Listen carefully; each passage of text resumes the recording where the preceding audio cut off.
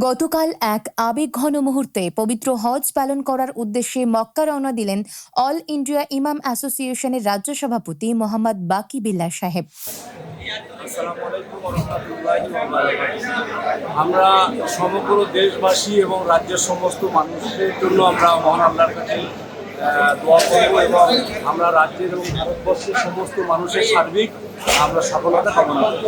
এই মহিমান্বিত যাত্রার সময় বিমানবন্দরে উপস্থিত ছিলেন অল ইন্ডিয়া ইমাম অ্যাসোসিয়েশনের সহ সভাপতি জনাব রজব আলী খান এবং এমডি মাহাবুর মণ্ডল।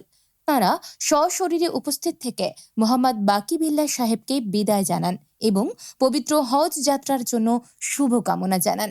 এবং তাঁরা আরও বলেন, পবিত্র হজ ইসলাম ধর্মাবলম্বীদের একটি গুরুত্বপূর্ণ ধর্মীয় ফরজ, আর সেই মহাপবিত্র দায়িত্ব পালনের পথে রওনা হওয়ায় মোহাম্মদ বাকি বিল্লাহ সাহেবের প্রতি রইল আমাদের অশেষ শুভেচ্ছা ও দোয়া।